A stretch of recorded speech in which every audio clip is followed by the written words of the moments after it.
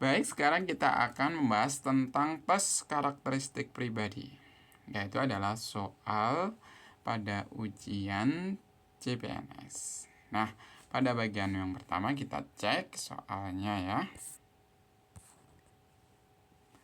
Sebagai seorang pemimpin, sangat tidak pantas jika kita hanya sembarangan memberikan perintah kepada anggota tim tanpa mempertimbangkan dampaknya.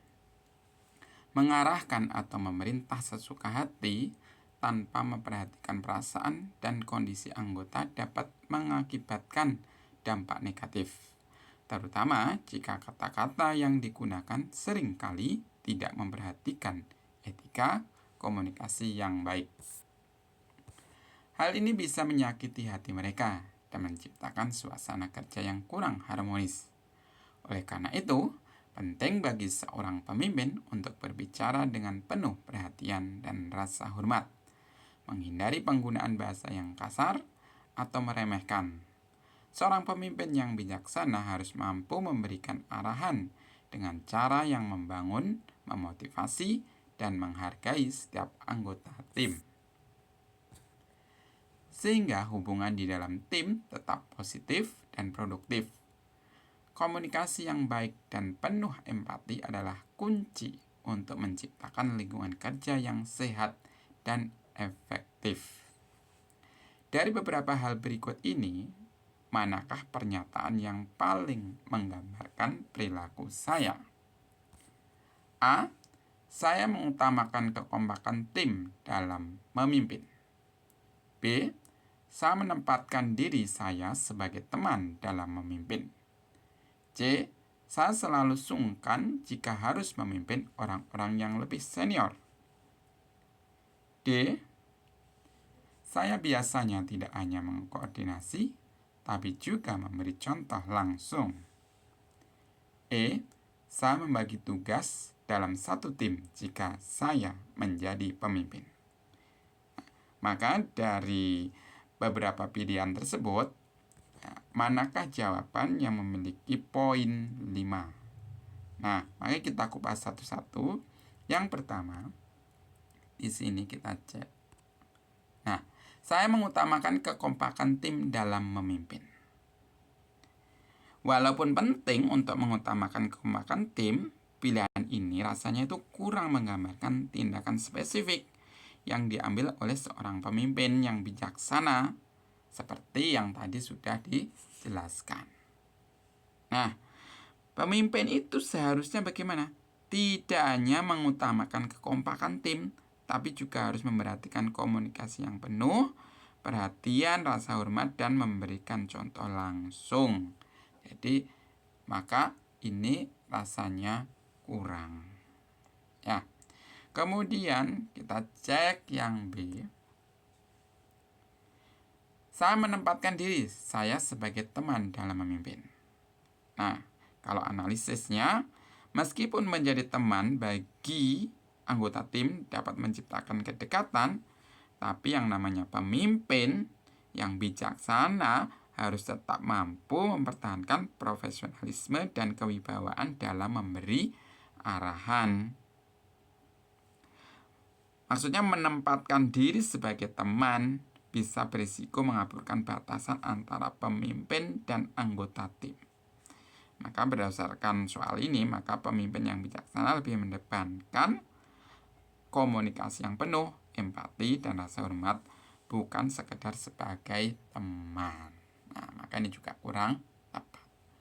Kemudian yang C kita lihat, saya selalu sungkan jika harus memimpin orang-orang yang lebih senior. Nah, sikap sungkan terhadap orang yang lebih senior bisa menunjukkan rasa hormat, namun menurut ini, seorang pemimpin yang bijaksana harus mampu memberikan arahan dengan cara yang membangun dan penuh penghargaan tanpa merasa terhambat oleh perbedaan hierarki. Pilihan ini justru mencerminkan ketidaknyamanan dalam memimpin yang bisa menghambat keberhasilan komunikasi yang efektif.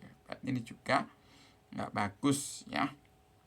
Nah, kemudian coba kita cek yang D. Saya biasanya tidak hanya mengkoordinasi tapi juga memberi contoh langsung. Nah, tampaknya ini bagus ya. Ini dari sekian jawaban A, B, C, kayaknya D ini yang paling bagus. Karena apa? Seorang pemimpin yang bijaksana bukan hanya memberikan arahan atau perintah, tapi juga harus memberi contoh yang baik. Ini sangat sejalan dengan komunikasi yang penuh perhatian, rasa hormat, dan upaya membangun hubungan positif dalam tim. Dengan memberi contoh langsung, pemimpin tidak hanya memimpin melalui kata-kata, tetapi juga dengan tindakan yang bisa menginspirasi. Nah, kemudian yang E, saya membagi tugas dalam satu tim jika saya menjadi pemimpin. Nah, ini kayaknya kurang tepat ya. Pembagian tugas adalah bagian penting dalam kepemimpinan. Namun pilihan ini tidak menggambarkan aspek komunikasi yang bijaksana atau empati yang dijelaskan dalam soal. Jadi seorang pemimpin yang efektif harus lebih dari sekedar pembagi tugas, tapi juga harus mampu berkomunikasi dengan penuh perhatian, rasa hormat, gitu ya. Jadi ini lebih fokus pada manajerial ketimbang kualitas komunikasi yang diperlukan. Jadi kalau kita melihat dari situ yang paling bagus nilainya 5 itu adalah yang D. Nah, jadi nilainya yang 5 itu D. Nah, kalau yang 4 itu E, karena ini lebih bagus daripada sebelum-sebelumnya. Nah, kemudian kalau kita perhatikan B ini lumayan ya, mendapatkan nilai 3. Kemudian kalau kita cek ya, C ini berarti 2. Terus kemudian yang paling kecil nilainya saya mengutamakan kekompakan dalam memimpin, ini mendapatkan poin 1. Berarti jawaban yang paling tepat yang harus kita pilih yaitu adalah yang D. Saya biasanya tidak hanya mengkoordinasi, tapi juga memberi contoh langsung. Thank you, salam sukses.